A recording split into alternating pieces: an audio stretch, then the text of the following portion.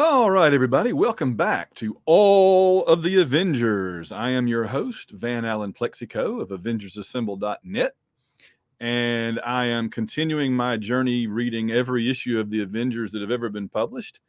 We've been doing this about a year now. I believe we started this process right around Christmas time of last year, 2022. Of 2021 going into 2022. It is now the beginning of 2023, so it's been about a year, and we're on issue 25. We've also done a few other things, so we've been averaging about an issue every 2 weeks with some bonuses here and there, and I'm going to try to continue doing that. I'd like to up the pace a little bit and cover more than just one issue every 2 weeks, kind of move things along. So I'm going to sort of pledge that in the new year, I will up the ante and try to get more than one every 2 weeks done. That's the rate I do the Babylon 5 review podcast, by the way, the White Rocket Babylon 5 review podcast. We do one episode every 2 weeks. It's kind of a steady, covering things thoroughly, but a lot of other things going on, so it's hard to do more than that. But I'm going to try to do more than that this year. So let's see how it works out in 2023. If we can get, hopefully by the end of this year, we will be well beyond issue 50. I'd really like to be closer to issue 100 by the end of this year. So let's see how that goes. Now, I also want to thank all of our patrons who make this show possible. I appreciate you guys all and gals being faithful supporters of the show. We've got a special one this week, issue number 25, from, I believe, early 1966. Let me go ahead and look at the indicia down here to make sure. Yeah, this is the February of 66 issue. I've got something interesting, I think, to note about it being early in 66. That means that this issue was put together probably, October, November of 65. And that's very noteworthy in terms of things like how long Hawkeye had been around at that point. I'll get to that in just a minute when we get to that point in the show. All right, so I want to get this one in, and I don't have a ton to say about this issue. In fact, I'm enjoying the Stan Lee and Don Heck issues. I really am, but because I was not that familiar with them. I read them once ages ago, probably in high school or early college or something, but that was a little while ago, to be honest. And then, I knew that with Cap's Kooky Quartet, it was still Stan trying to figure out how to make the team work. I've always been one that believed that really it took the Roy Thomas era before everything really started clicking. And we're going to see if I continue to think that once we get through Stan's era. This issue is very much of a standalone. In fact, I was going to try to do two issues here, but this issue is a very much of a standalone one-shot issue. I was just noting last issue how Stan and Don had fallen into this rhythm of doing like one issue that sets up the problem and then one issue that resolves it.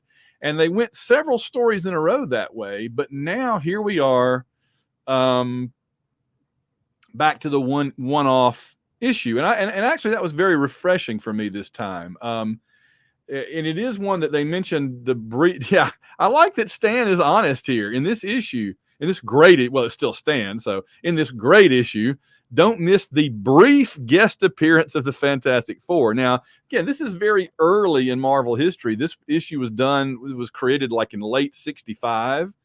The Avengers hadn't even been around barely 2 years at this point, really. And I like that, later on they crammed the Fantastic Four. In my heyday in the late 70s, really, they were cramming the Fantastic Four into every comic that needed a sales boost. The Fantastic Four were even more ubiquitous in that era than Spider-Man, really, in some ways. And so, but I like that they're honest here that it's a brief guest appearance, because it really is brief. So you'll see in just a minute. Let's get on with the story. And by the way, I do love this cover because obviously when you've got the main villain in Marvel's entire line at that time, I guess he still is, right? I mean, what do you guys think? I guess Dr. Doom is still the number one Marvel villain. It's weird to think that today when you consider the Marvel Cinematic Universe and now television adjacent cinematic universe. That's been around since 2008, right? So this is the 15th anniversary this year. And yet we still don't have Doctor Doom. It's like if you had 15 years of Star Wars and you never even had Darth Vader appear once. It's just kind of hard to imagine from 77 to 92 or whatever. So it's hard to imagine that it's been 15 years. And I know because of the legalities and everything, they've only just acquired Fox. And we're going to get the Fantastic Four. We're going to get Doctor Doom. But here he is. This is really the first time I think that Doctor Doom has appeared in the Avengers. Now I did do a couple of issues as a bonus of the Fantastic Four that it was several months ago. I think Doctor Doom was involved in, but this is the first time he's been like the main villain in the Avengers, and I like why it is. So let's get on with it. So Doctor Doom has a machine here that is letting him spy on anybody in the world, and he is spying on the Avengers. And his goal is, I'm going to fight the Fantastic Four again because he's Doctor Doom. That's what he does, right? He governs his country and he fights the Fantastic Four. Pretty much the two things in his job description. And he's got this brilliant new plan that I want to psychologically mess with the FF by beating up another superhero team first. That'll make them be like, oh, Doctor Doom is even badder than we thought. He beat up this other superhero team. So he settled on the Avengers. And that was probably a good choice given who their members were at this time. And I like that Stan does refer to the previous issue as last issue's little tearjerker. Because you will recall last issue was the Kang and Ravonna first big story. The first time that we met the woman that Kang was in love with. So he calls it a tearjerker, and that's certainly going to come back. But that's the other connection here is that you see on page 2 is Dr. Doom is doing his usual monologue to himself and I guess to us. And he mentions one is my superior only because he has all the scientific knowledge of the far future to call upon. That one is Kang the Conqueror, my very own descendant. Or is he my descendant? Being the master of time travel, he has often journeyed to my own century and beyond. Thus, he himself has posed a torturous riddle. What if he and I are one and the same man? So Dr. Doom is worried that I don't think he's partly worried. Now, let's see if we can untangle this logic very quickly. On the one hand, he's worried that Kang might be him before he's Dr. Doom. So if he kills Kang, he's killing himself. And of course, Dr. Doom doesn't want to do that, right? Because the last thing he wants to do is kill himself. On the other hand, he's worried he might become Kang. But if he killed Kang then, he wouldn't be killing himself. So Stan talks about one of the most famous examples of the paradox of time recreated as a public service by magnanimous Marvel. Stan. Thus, if one of us dies, the other might instantly perish too. Well, no, if Ramatut Kang is the earlier version of you, Doom, then A, killing him would kill you because that kills him before he becomes you. But wouldn't you remember? Right? I mean, the only way Dr. Doom wouldn't have already been Kang is if Kang is what Dr. Doom becomes later. But then if you kill him, you won't kill yourself because you haven't become him yet. I hope that makes sense. This is just, I've pointed these out before. Stan would get these really clever ideas, but I feel like he never thought them all the way through. And part of it is, he only can cram so much, and he does cram so much, but only cram so much dialogue into these little panels. And so we just kind of have to go with it. So he wants to destroy the Avengers in order to impress the Fantastic Four. Now, the other continuing subplot is that Hawkeye, it's starting to get layers here, okay? Hawkeye is lusting after Wanda. Okay, fair enough. And he thinks the way to woo her, rather than like being a polite, attentive person who asks her out on a date and treats her well and talks with her and learns about her and all the stuff that one does when you're trying to get to know somebody that you want to have a relationship with. Rather than doing all that stuff, Clint is like, if I become the leader of the Avengers, then she'll fall for me instead of Cap. Which, again, I mean, I've never gotten past the fact that when Hawkeye first asked to join the Avengers, he was very respectful. And then the minute they let him in, I mean, like the minute they let him in, he starts attacking Captain America as being old and square and washed up and everything. So, you know, there's two reasons here that I've never been a big Hawkeye fan. Let me pause that for a second. Two reasons I've never been a big Hawkeye fan. We did just find out, like yesterday, that Jeremy Renner, who actually plays Hawkeye in the movies in the Marvel Universe and in TV, is in critical condition from some kind of an injury he got while snow plowing. So let me just send out my best thoughts and prayers and best wishes and everything to Jeremy Renner. We love you, and we hope that you get well soon and get over this. And I can't even imagine how he must have gotten hurt. Maybe he fell off of it and got like caught in it or something. I hope he hasn't, hopefully he just got banged around a little bit and but I mean, if he's in critical condition, it really makes you wonder what might have happened. So I don't want to speculate on that anymore, but I just want to send out my best wishes to our actual living Hawkeye, Clint Barton, Jeremy Renner. So good luck with getting well soon, man. All right. I said there were two reasons why I was never a big this character Hawkeye, not him. That, the MCU Hawkeye is very different. Very, very different from this Hawkeye. So two reasons. One was he's such a jerk, right? I've laid this out to the point that I don't want to just keep making this show about how much I don't like Hawkeye. But yeah, he acts like such a jerk, especially toward Captain America. Number two, though, and I was doing a little research for something that's coming up here in a couple of pages, and I found out that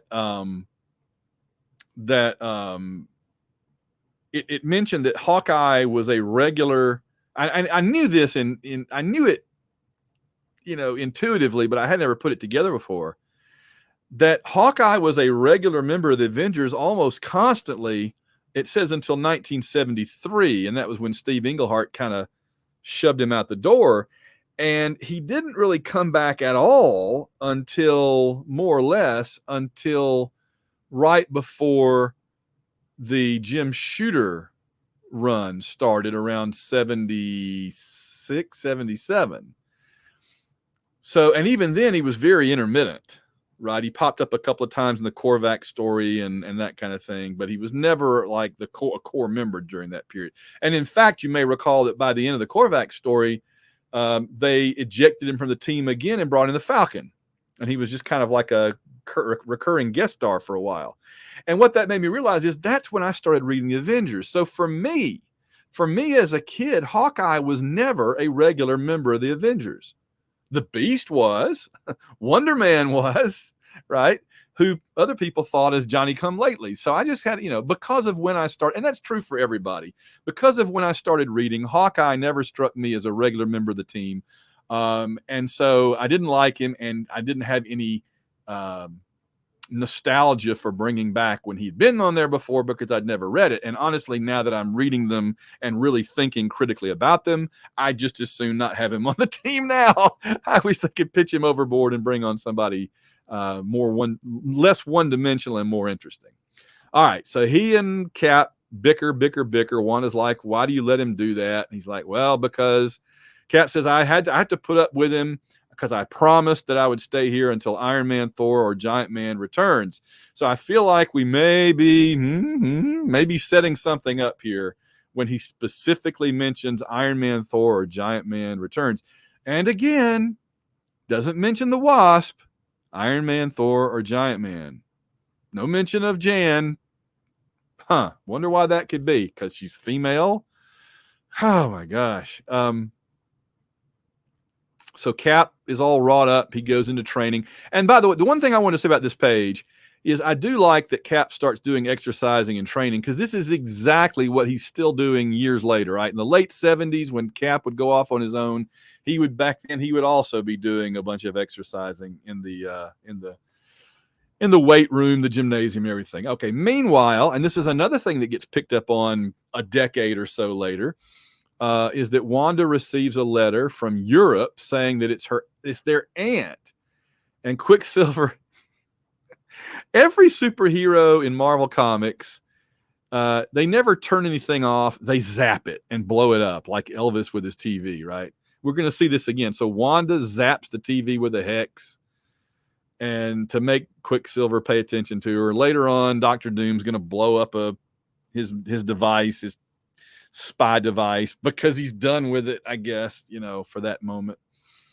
Anyway, so she interrupted Quicksilver to say we have a relative that wants to see us in Europe. And now they go and interrupt Hawkeye, and Hawkeye berates them and then says, "Oh, why did I do that?" And again, I did it again. My blasted temper just lost me the one ally, and I guess by that he means Quicksilver. It can't be Wanda, right? Because women don't count in these stories. The one ally I'd need in order to get the Avengers leadership away from Captain America. Well, Wanda might have helped you too, but you don't mention her. To say nothing of ruining any chance I might have had with Wanda. Okay, so again, Wanda's just an object of your affection. She's not an actual member of the Avengers that could vote for you or try to, give you a higher ranking position, which again is stupid to begin with. All right, there's Dr. Doom taking a page from Wanda and blowing up his spy machine now that he's done with it. And by the way, again, I don't mean to be tiresome with pointing out the sexism and everything. But it's tiresome to me, okay? Every time that the Avengers ignore a female character and act like they're just the maid or something, it just ticks me off, okay? So we get this cool scene of Dr. Doom strolling. We needed Jack Kirby to draw this, right? He had given us a huge splash page of it. But Dr. Doom strolling through the streets of Latveria. And this is actually interesting. I thought that Stan did this scene with the little boy. He gives him a coin. I thought he did that just to show how Dr. Doom is actually kind and loving to his own people. But there's more to that scene. I give Stan credit for this, right? There's more to this scene, and we're going to come back on it in just a minute. Now, he does say, here's a coin, right? A gold farthing. And the kid says, "Thank you, master. Never shall I part with it." I'm like, he gave you money. Buy food, buy clothing, buy shelter, do something. I know you want to save it as a souvenir, but the whole reason he gave it to you was because he's trying to share the largesse of Latveria. So anyway, and people are looking at Doom like, he's a villain, I'm going to get him. And then Doom's like, people are looking at me like I'm a villain. Well, you know what, Victor? It could be because you're a villain. People are looking at you. All right, so they arrive. The Avengers arrive in civilian clothes. Always cool to see the Avengers in civilian clothes, or any Marvel characters in civilian clothes. They arrive in Latveria on a train. I'm still fascinated by the fact the Avengers take the train to Latveria. I wonder where they, if they flew the Quinjet or something over, or whatever vehicle they're using here, and then they went straight from the Quinjet to a locomotive. That's pretty cool. They immediately are arrested by the Latvian cops and put in jail. Wanda busts them out. Dr. Doom expected them to break out. And now we get to this week's episode of Under the Dome. I love the Stephen King book. I watched some of it. It was all right. But we get this episode of Under the Dome where Dr. Doom puts the entire town under a clear dome, which makes me wonder if Stephen King read this comic. Because, when Stephen King wrote Under the Dome back about, 10, 15 years ago, I remember he said at the time that he'd had the idea for it for many years and just never quite, it never quite came together as a book until it finally did. And it really makes me wonder, as much talk in this issue as there is about this invisible dome over this town, if this is where Stephen King got the idea from. It would be cool if Stephen King got his big, an idea that became a TV show and a novel from Stan Lee, right? That would be pretty neat. I'm sure it was totally innocent, but it was just probably in the back of his mind if that's where it came from. All right, so they can't get through the dome, and they're running around fugitives. And Quicksilver kind of keeps them safe there until they get to the castle, and they are met by Dr. Doom. Although I do wonder if this isn't a Doom bot, because honestly, he doesn't fight that well. And I feel like Dr. Doom would not deign to sully his hands with fighting the mere Avengers, right? He saves that for the Fantastic Four. So I'm just going to assume this is a Doom bot here. It usually is, right? It always is. We don't find that out in this story, but I suspect that that's what's going on. So, all right. So again, I don't spend a lot of time analyzing the battles. Some clever stuff involving, magnetic force fields and blah blah. And you always get Quicksilver running around them and stuff. And and it's the same thing we always get. Dr. Doom has a field that nullifies her hex, Wanda's hex, but Clint does manage to strike a blow that works. He hits him with some kind of corrosive chemical. Dr. Doom has to retreat to change armor, like you would change your clothes if you spilled some food on it. And he underestimates the Avengers, but he points out repeatedly, yeah, the Avengers may be surprising me. They're not really getting the best of me, but they're doing better than I expected. But I don't even care because they're just bait. So I don't care if the Avengers are doing well. I'm going to let them go or kill them or whatever. It doesn't matter to me. I'm Dr. Doom. I just want to fight the Fantastic Four. Speaking of which, well, before we get the special limited appearance by the Fantastic Four here, this is where we come back around to the little kid, right? Dr. Doom has put the dome over the town, and the little boy needed to go and get surgery from a doctor that's leaving for America, and they can't get to the doctor because of the dome. And Dr. Doom is like, too bad. I have it here for a reason, and I'm not moving it. But what of the boy? Silence. The audience has ended. I love Dr. Doom. And this is what I always say, right?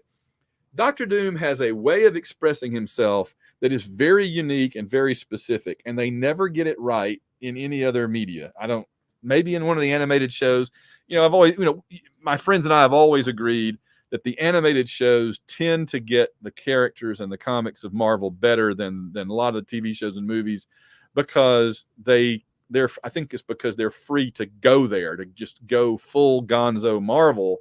Whereas the movies and TV shows always try to make it a little more realistic, and they usually end up, losing a little bit of even the great MCU stuff. I'm mainly thinking about before that, but like the two movies that were made of the Fantastic Four, not the Corman one, but the other two, they didn't really get that feel because they just couldn't bring themselves to go full Stan Lee. All right. So again, people destroying their own machines, but the thing is constantly doing that. They're going to go get on their, I guess that's the pogo plane or the jets. That's the jet cycle it will take the jet cycle to our rocket site on Long Island. Oh, okay. So this isn't even like the pogo plane or one of those. They're actually going out to another part of New York, to Long Island, to fly an intercontinental vehicle. They don't get permission to launch. They go break into the U.S. government somehow. If they've a speedy jet cycle ride, just take the freaking jet cycle to Latveria. So the government doesn't allow the FF to go to Latveria because there's a diplomatic crisis over the Avengers. So meanwhile, the Avengers have heard about the little boy. They're trying to get the dome open, and they argue. And one thing I'll say about Hawkeye's attitude in this issue is he does seem in this issue to be realizing what a pain in the butt he is, because there's more than one occasion in this issue where Hawkeye kind of backtracks and says, why am I being such a jerk? In not so many words. And I'm glad that maybe a little self-awareness and reflection is finally getting through to him. So anyway, all right, they're looking through the castle trying to find the lever that opens the dome. Doombot walks in. Another fight. Yeah. Doom will hit them with something. They block it, and he's like, ha, it doesn't matter that you blocked it because here's this next thing. And they're like, they block it. And he's like, ha, it doesn't matter that you blocked that either because here's the next thing. So finally, he finds out that the dome lever, no, this is a disintegrator gun, but it's not working because he turned it off. But he actually didn't. It was Wanda that caused it to malfunction. All right, more fighting. And then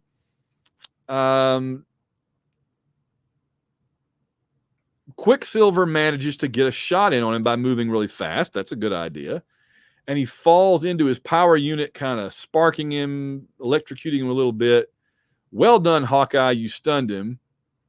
Oh, apparently it was Hawkeye that pushed him because, it looks like Quicksilver there, but then we get this sense that Now, while you're off balance, one push can send you reeling in your own power unit. Well done, Hawkeye. You stunned him. So I guess Hawkeye off screen here. Oh, and by the way, here we go again. This is what I always say, right? And we'd gotten away from this for a while. But here we are again. 1, 2, 3, 4, 5, 6, 7, 8, 9, 10. So it's another example of getting to the last page and having to cram everything into that last page. It's, to me, one of the main flaws of the first 2 years or first 25 issues, I guess we should say, of the Avengers, is that they were just starting to get away from that. And, my suggestion, if I could go back in time and talk to Stan in this period when he was writing all this, is, you're writing brilliant characters. They're well characterized. It's so much fun. There's so much energy and excitement to these stories. They are wonderful, especially for their day. But Stan, you need to plan out the ending of the story first and give it enough room, and then tell the beginning and the middle and fit that up to where you have the ending beginning, right? Because when you wait until the end of the story and then go, now I got to bring it to a finish, there are 10 panels here. And look at all the dialogue. The panels are so small, we don't even have room to see who it is that's hitting Dr. Doom. The climactic moment of this entire story is that Hawkeye punches Dr. Doom, knocking him into a control panel and electrocuting him. And we don't see Hawkeye do it because there's not enough room. It's inexcusable. So they opened the dome. We took everything you could toss at us, and we're still strolling out of here in one piece, mister. And that's Hawkeye. And Dr. Doom says, only because I have no interest in you. You were merely to be bait for a trap. Who cares if the bait lives or dies? And then he thinks, but my chance will come as they turn away. I have another lever to close the dome again. And they make a couple of jokes. And then Hawkeye preemptively stops Dr. Doom from doing anything else by hitting him with the sneeze smog arrow. I feel like that was actually a trivia question in our Marvel DC Jeopardy at DragonCon a few years ago. But the sneeze smog arrow will keep you busy till we're safely across the border. Gesundheit. And Dr. Doom is literally sneezing here. Okay. So Dr. Doom is sneezing as the Avengers escape. They use a sneeze smog arrow to escape Dr. Doom rather than defeat him. So it is interesting. I mean, and you know what this makes me think of, really, is that the Avengers in Cap's Kooky Quartet era, when they go up against somebody as powerful as Dr. Doom, they're like the X-Men back in the early Claremont Byrne era, where if they fought Magneto, you didn't expect the X-Men to defeat Magneto. You just wondered if they were going to get away alive, right? The stakes of the battles between in the late 70s between the X-Men and Magneto were, can the X-Men survive? Will they get away alive? It was never even considered they actually would win, right? And that's kind of what we have here, is that Dr. Doom is so overwhelmingly powerful and dangerous, especially on his home turf, that the Avengers with Captain America, right? I mean, this isn't like Hawkeye and, the Beast and Wanda and Pietro. This is Captain America. And yet they call it a win that they just make him sneeze and they escape. And that's mind-blowing to me. And Captain America says, the deadliest villain of all, and we beat him because he didn't think to hold his breath. Well, you didn't beat him, you escaped. What would Alfred Hitchcock do with a story like that, Hawkeye says. So when Dr. Doom's sneezing finally subsides, and I guess, by the way, that means that it's not a Doombot, because I don't think Doombots sneeze. They outsmarted me. Dang it. The Scarlet Witch hexed my entire control panel. The lever is destroyed. Later, 4 weary figures wrapped in their own silent thoughts look back across the border. With us gone, the dome will stay open. The kid will get his leg fixed. Yay, victory for the little kid. A man, and then that's out loud, says Hawkeye, but then the others are thinking, a man like Doom never gives up. He'll strike again. We must be ready. That's certainly what Captain America would think. I'm sure that's true. Quicksilver says thinks another fruitless quest, another disappointment. And Wanda says, even though it was all in vain, we fought like a team and we won. I really like I think Wanda and Cap are thinking about the team and thinking about the future and what they've accomplished. And Hawkeye, of course, about the kid. Quicksilver's just concerned about his family. He's trying to find his family. All right. Next issue, we get the Wasp back. That promises to be interesting. I wanted to note a couple of quick things. Did you know the real reason we changed the Avengers lineup, says Stan in the bullpen bulletin page? Here it is, Honest Engine. Iron Man, Thor, and Giant Man were all staring in their own magazines. After a while, it didn't seem right to have one of them captured in Transylvania in his own mag while he might be talking on the Late Show in the Avengers. The truth is, it seemed to kill all the realism, all the immediacy of both strips. In fact, that's why we took the Torch and Benjamin Grimm out of the Strange Tales. It's easier to keep track of all of our costume cuties when they're in one mag at a time, except for occasional guest shots. So that's it. If you can make heads or tails out of Stan's long-winded explanation, consider yourself no prize. So in other words, they changed the Avengers lineup because they didn't want Iron Man, Thor, and Giant Man being in this comic and in their own comic at the same time. I don't believe that. I think it was for story reasons. We've discussed that before. Here's the other funny one. Stan says, have you noticed the way brands X, Y, and Z have been knocking themselves out trying to imitate the now famous Marvel style? That would be DC. Not brand X, Y, and Z. It's brand DC. All of a sudden, we find watered-down versions of our own pulsating plots and devastating dialogue all over the place. But we're going to do something that's never been done before. This should finally prove how big-hearted we really are. We're going to make it easy for those panicky pussycats. To save them the trouble of trying to imitate our inimitable style, we're thinking of selling them some of our old scripts. Stan just dunks on DC there. We're going to sell them our old scripts. There's Dr. Doom wearing a Hulk t-shirt. That's pretty cool. And then, again, not a lot of fun in the letter column this issue, but we do have Wasp coming up next time. And they say at the end, Stan says, don't miss next issue, and whatever you do, don't plan to spend your vacation in Latveria. None of their newsstands carry Marvel comics.